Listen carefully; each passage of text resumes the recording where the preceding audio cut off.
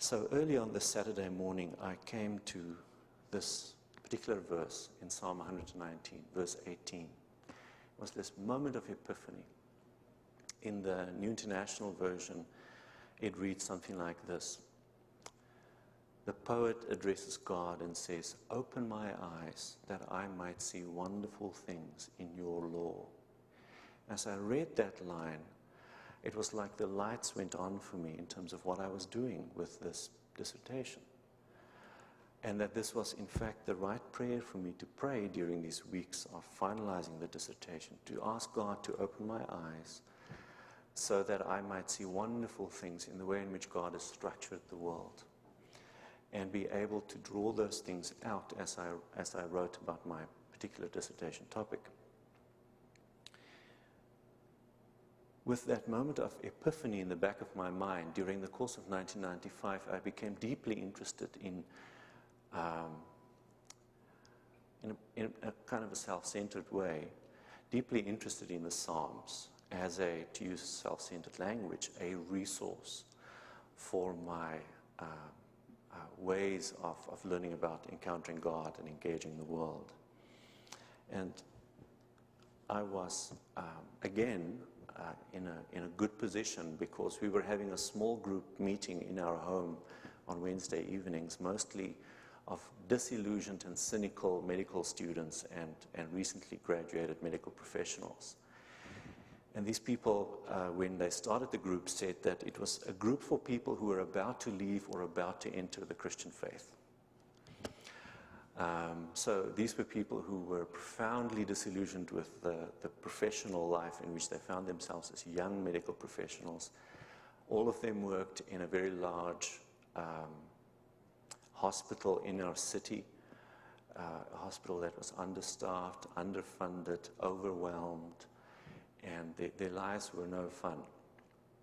And they got to know each other in emergency room contexts, and they decided they'd have a group together. Some of them were Christians and were thinking that maybe they no longer wanted to be Christians.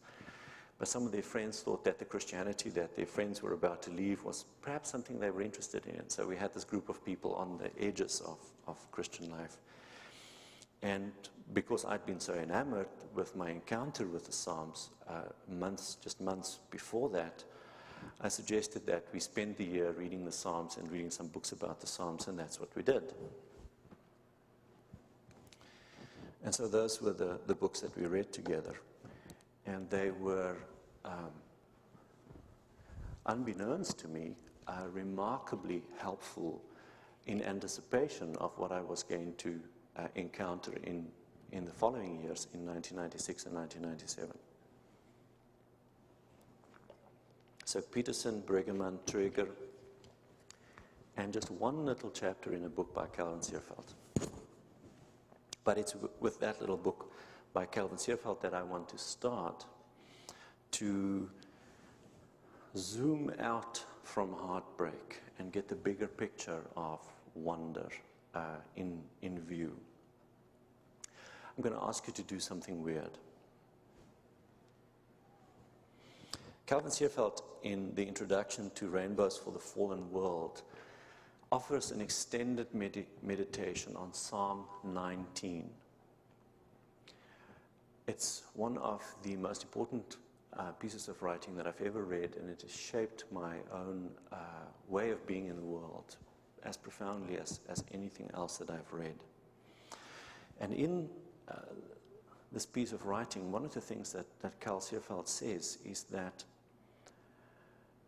when we do academic work, which is kind of what we're doing here in a college setting, we do so in the very presence of God. He argues against a deist approach to Christian scholarship and argues for a covenantal scholarship that is aware of God's making promises and keeping those promises to the world that God has created.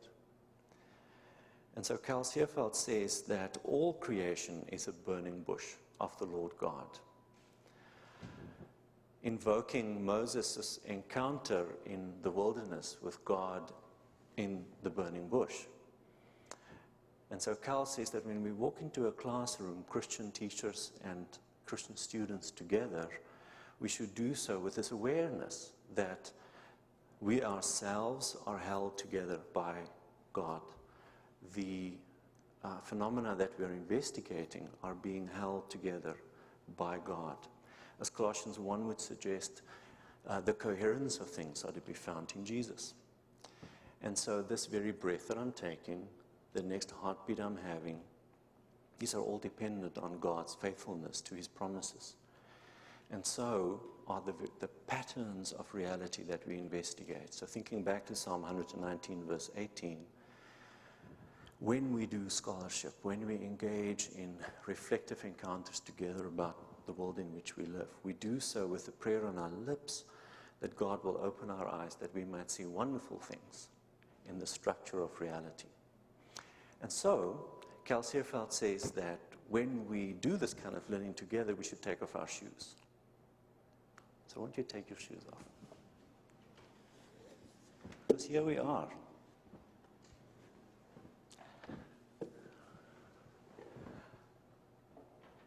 This lecture is not all that awesome, but the God in whose presence we are is awesome and awful.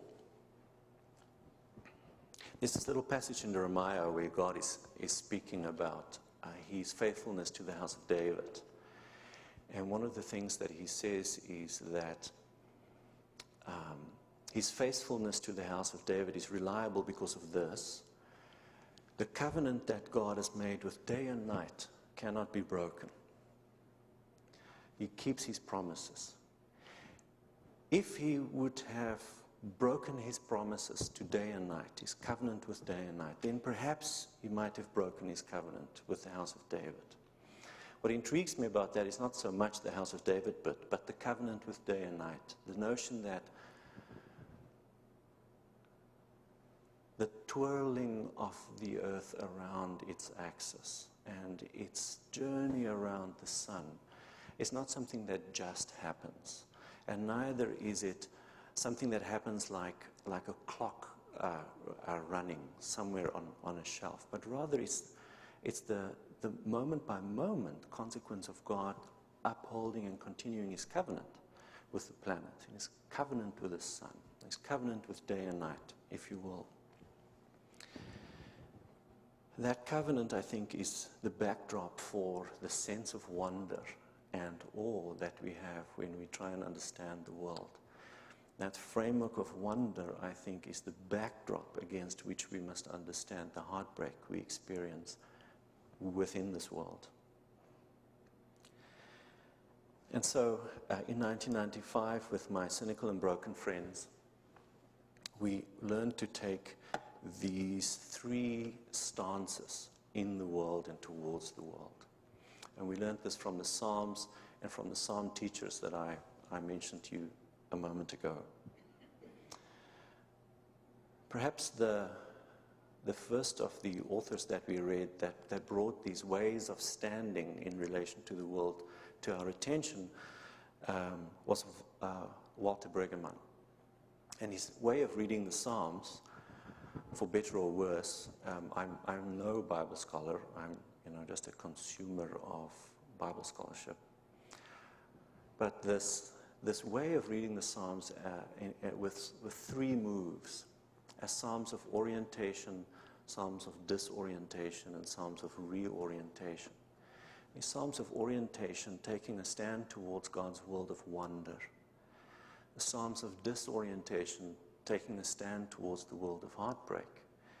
And the Psalms of reorientation, taking a stance towards the world of hope.